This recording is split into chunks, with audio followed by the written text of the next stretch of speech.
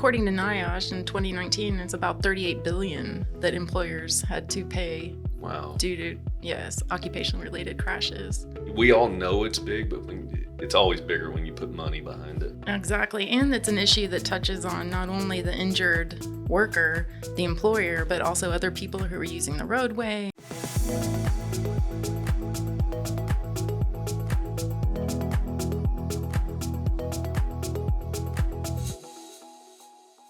Howdy, everybody. Welcome back to another episode of Work Factors. This is the podcast for all things awesome. Oh, yes. Right? That should be our new tagline. I am Adam Pickens. I am a faculty member in the Environmental Occupational Health Department, and I am an associate director in the Center for Worker Health. Here with me, as always, Martha Parker. I am an ergonomist and a project manager with the Center for Worker Health, and we are so pleased and excited that you're with us. We're also pleased and excited that Dr. Eva Shipp is with us. She's pretty awesome. Speaking of all things awesome. Hence, the reason she's here. Yeah. All right. So, Dr. Shipp, you do great things. And, you've worked here. You went to TTI, I believe. That's the Texas Transportation Institute. You, Martha, yes. I'm the acronym person. Although I did get you with the students one time. I forget what it was. There was World of Acronyms. I forget. Anyway, regardless, go watch that episode of the podcast with the students. We get into some acronyms there. But back to Dr. Shipp. We're too easily distracting. So, Dr. Shipp, give us a brief overview. What do you do? What led you to where you are right now in your research? Yeah, for sure. So I kind of consider myself to be a bit of a non-traditional academic. Welcome. Yeah, you're in the right place. Yes. So I actually started out in archaeology many, many years ago before coming to the School of Public Health the first time. So when I started my career, I was working mostly in agricultural health and safety, specifically migrant farm workers. And then about 8 years ago, I transitioned to the Texas A&M Transportation Institute and served as the crash analytics team manager for about the last few years. And one of the reasons I went over there was I met a crazy man named Robert Wunderlich, who was the center director at the time.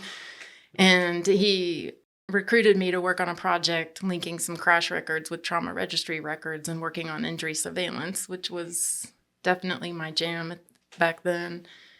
The reason I was so keenly interested in the occupational health and safety and transportation is it's one of the main reasons people die on the job is in transportation crashes. And so I was able to focus on that subject in the last few years, and also within the context of agriculture and logging truck drivers. And so I kind of worked in that space, and now I'm really exploring more and working on truck driver safety and incorporating theories of behavioral change into the research we do, and then also the outreach education and training programs that we put together. To your point, we've got a lot of industrial partners in the Environmental Occupational Health Department in our center. I can't think of one of them that doesn't have MVAs, motor vehicle accidents, as one of their highest rated issues that they deal with, particularly in the energy sector. Yes. And they're always trying to work fleet safety and fleet management and all of that stuff. According to NIOSH in 2019, it's about $38 billion that employers had to pay due to, occupation-related crashes. Wow. The scale is really... you think we all know it's big, but it's always bigger when you put money behind it. Exactly. And it's an issue that touches on not only the injured worker, the employer, but also other people who are using the roadway. And then, God forbid, a fatality occurs or a suspected serious injury occurs, that has long-term implications for the work life of the worker and their family. So it has tendrils all over the place. I know I was having a conversation, I don't know if it was with you or someone else over at TTI, but several years ago when they had the big boom down in the Eagle Ford Shale down in Texas, such a big issue because they had so many more people on the road, so many more trucks doing so many more miles, and like the roads just weren't ready to handle that volume. Infrastructure is terrible. Yeah. It was such I see the world in such a new light after having had that conversation about that. And one of the major issues that my colleagues worked on down in the Permian Basin was exactly what you were talking about, and where they're doing the extraction. It's a temporary work site, and other vehicles aren't realizing there's driveways and popping up, overnight, and huge amounts of extra traffic. So lots of opportunities for people to get in crashes. Yeah. Please be sure to like and subscribe. Also, in the description, we have a link to our departmental website, the Environmental and Occupational Health Department. You can click on that link. It will take you to our departmental website where you can learn more about the interesting things that the departmental research faculty are doing. You can also follow along and take a look at the people we haven't had on the podcast yet. We have a lot of environmental faculty that haven't had the opportunity to be here yet. Take a look at them, see if there's something that you might like, and then we can also have a link up there if you are looking for an opportunity to become a student with us.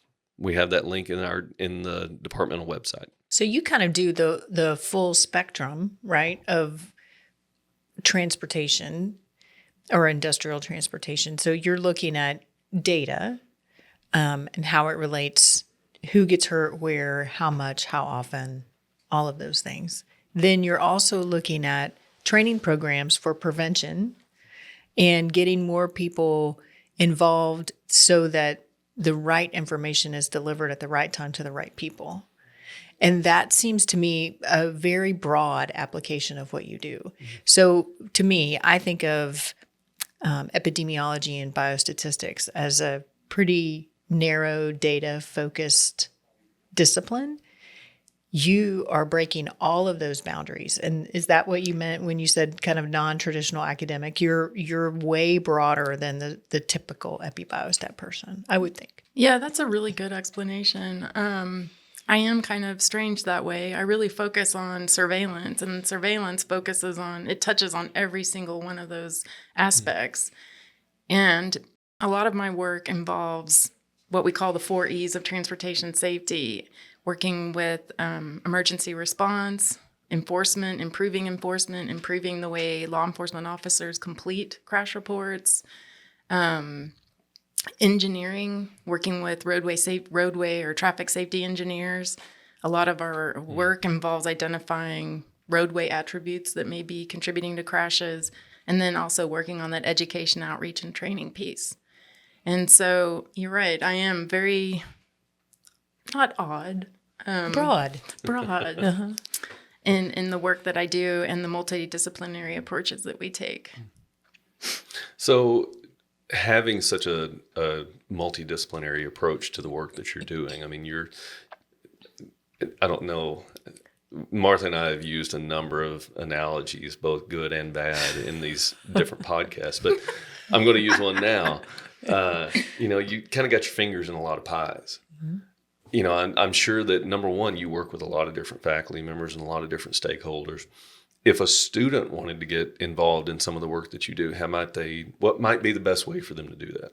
Oh, absolutely. I love working with students. I love mentoring students. I like helping them grow and find a career, grow in their career. They can reach out directly to me at my email address, eshipp@tamu.edu. And I also can connect them at the Texas A&M Transportation Institute. Center for Transportation Safety has a wonderful array of student opportunities, from practicum, paid practicum, to research opportunities, both at the undergraduate and graduate levels, and even postdoc opportunities. Nice. So not only can somebody work directly with me, but I also can give them some connections to other opportunities at TTI, and they can work with engineers and policy people. Just it's a buffet table for a student.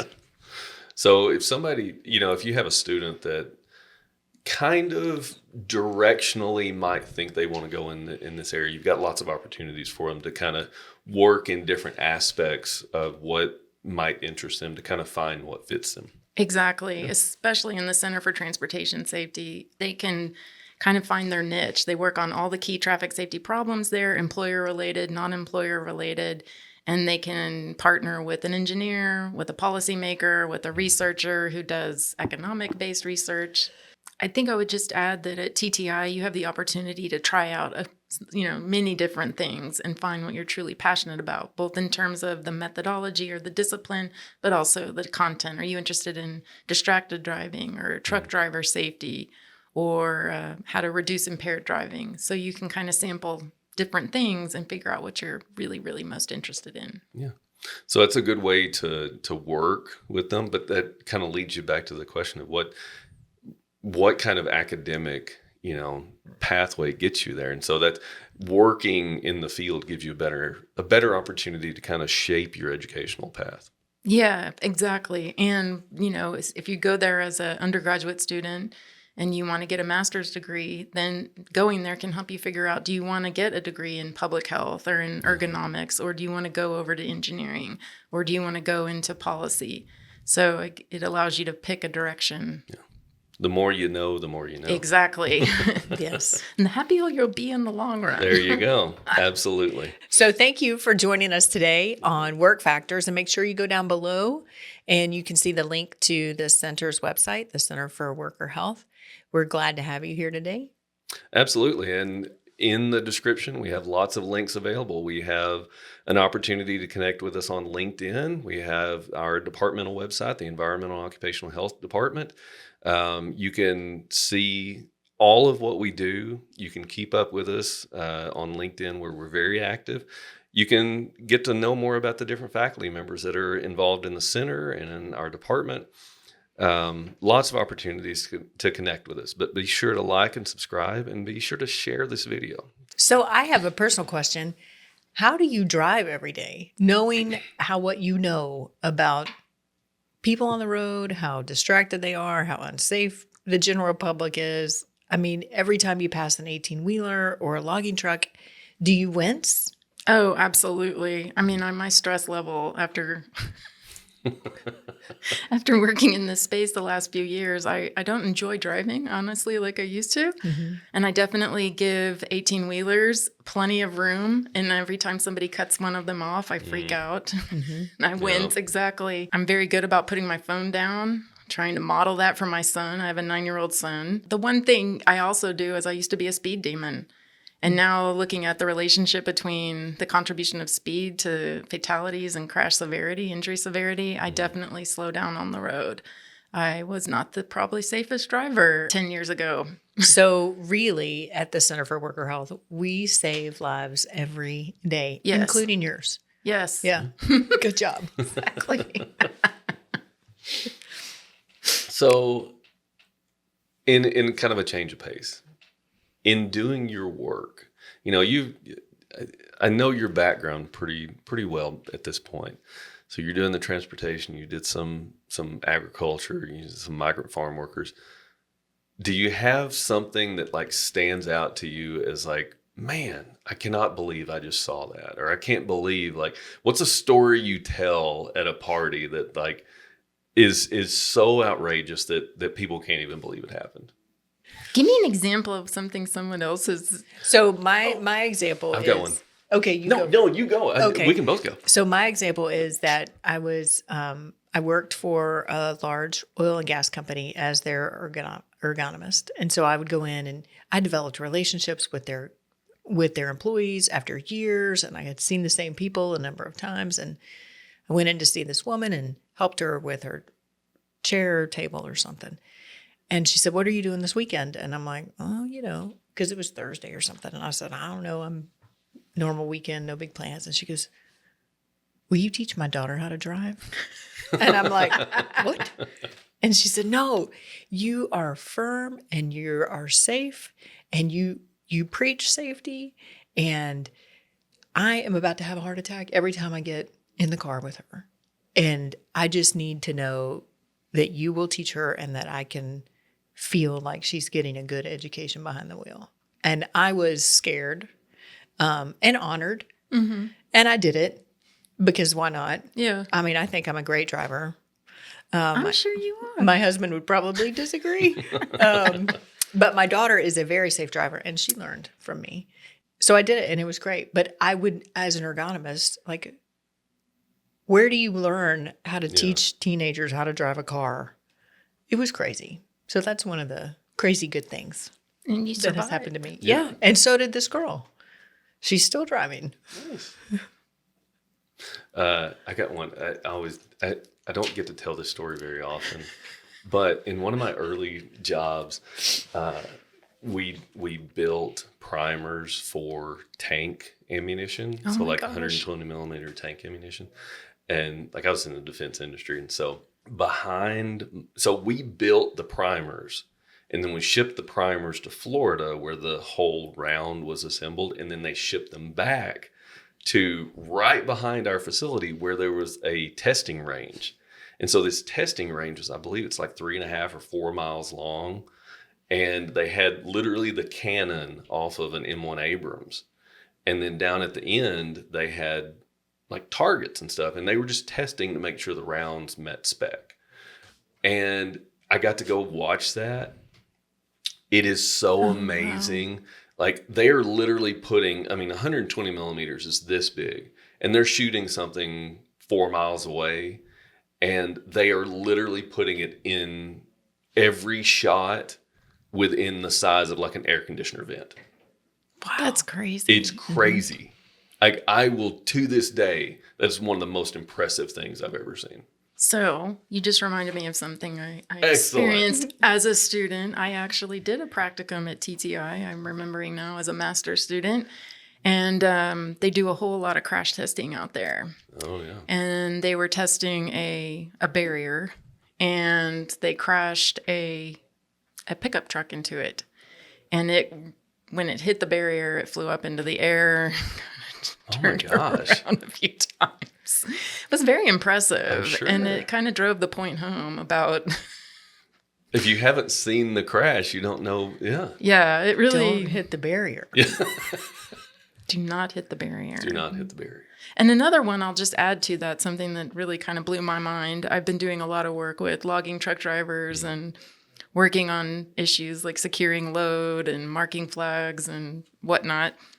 And we've been talking a lot with law enforcement about what they see, high-risk driving behaviors and whatnot in the Arklatex area. Hey, that's my home area. Oh. Yeah, I'm from the Arklatex. That's why I like you. Yeah. So the cops were telling us, a major problem they see is distraction. And so automatically we always assume cell phones and stuff like that. And so I said something to that effect, and he was like, yeah, cell phones are a problem for our younger guys. But you're not going to believe what I see when I engage one of the older drivers. You have to be very careful when you call somebody an older driver. And he said, with them, you have, I have one fella that was reading his Bible. And I was like, you mean auditory, listening? No. He's like, he was looking down, reading. Oh my, like a hard copy. Yeah. Oh my goodness. Probably the King James with a lot of these and thous. Yeah. I said, Oh my goodness. that is one I have not heard or seen before. Wow. That brings a whole new perspective to getting into the word, doesn't it? My goodness. Yes. So, on that note, if you want to hear more interesting stories like the one Dr. Shipp just shared, we have a good number of podcasts where we have various faculty members that are associated with the center. Please be sure to like and subscribe. You can go to our homepage. You can see all of our episodes there. I know we have Dr. David Dufresne and Dr. Mark Benden, Dr. Sasangahar. We've got Dr. Lay and several other people that we've interviewed. Lots of really interesting stories like this.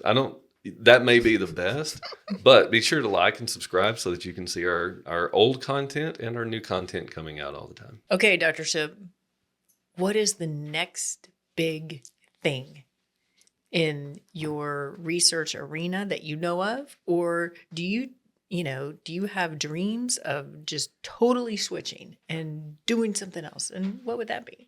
No. I've switched a few times. I have found my home. Okay. But for me, what's most exciting is the proliferation of technology, everything you can do with a cell phone now, and all the different passively collected data sources we have access to, and how we can use those that are kind of integrate them into our data analyses for traffic safety. It's pretty amazing what you can collect with a cell phone, and how you can monitor things like traffic conditions and whatnot. So now that we've got the ability to do more high power computing and data integration and passively collected data sources and sensors, I think we're going to see some really cool research and kind of accelerating outreach, education, and prevention efforts. You know, it's interesting that you say that. As you were saying that, I just kind of had this voice in the back of my mind thinking about the podcast and the conversations that we've had. You know, we know what people do, but it's different to sit down and have a conversation with them about it. I would say that that's probably pretty common within the center itself. Is like everybody that we've talked to so far, to some extent or another, has recognized the active and passive data collection that's already out there. Mm-hmm. You know, we're not having to reinvent the wheel. We're not having to come up with new sensors, although we are, but we don't necessarily have to. You know, there's a lot of data collection availability through technology. And I think one of the commonalities within the faculty in the center, or the researchers in the center, everybody's recognizing that. And we're going at the same old problems from new pathways. Yeah, and I think we're going to get to improving health and saving lives a lot faster. Yeah. I mean, just looking at the difference between when I was a student, I mean, we just got email, essentially. Yeah. I remember Eudora. Yeah, the Yeah. DOS prompt. And Yeah. now, you know, look at what you can do with your cell phone. Yeah. So I think it's a very exciting time to be working in this space. Well, and we're collecting the data, whether we use it or exactly. not. And like Somebody is. Yeah, somebody's collecting it. And sometimes that's the next thing is like the data's there, but how do we go make use of it to, like you said, like really impact people's lives? Saving lives every day. You're doing it, Dr. Shipp. You're doing it, Dr. And Shipp. we're proud that you're part of our center. Absolutely. Thank you. So am I. Happy to be here. Yeah. And thank you for being with us today. We really appreciate your time. We know it was a lot to ask of you, but we're really grateful that you came down the hallway. It's been a pleasure to my poor little introverted self. Well, like Martha said, well said. We do appreciate it. We do. And, you know, you're right down the hall from us, but we don't get the opportunity to just sit down and, you know, we talk about the day-to-day and we talk about the business, but it's nice just to have a conversation. So we appreciate it. Afternoon chat. Yeah, that's right. Thank you. Thank Absolutely. you. Thank you so much. So be sure and like and subscribe. Check out our page so that you can stay up to date on the content and get more interesting things like the research that Dr. Shipp's doing. Also, if you want to win a free ergonomic eval from the center, we have that link in our description. Just click the link. It takes you to the entry form, and we will contact you as soon as we have the winner.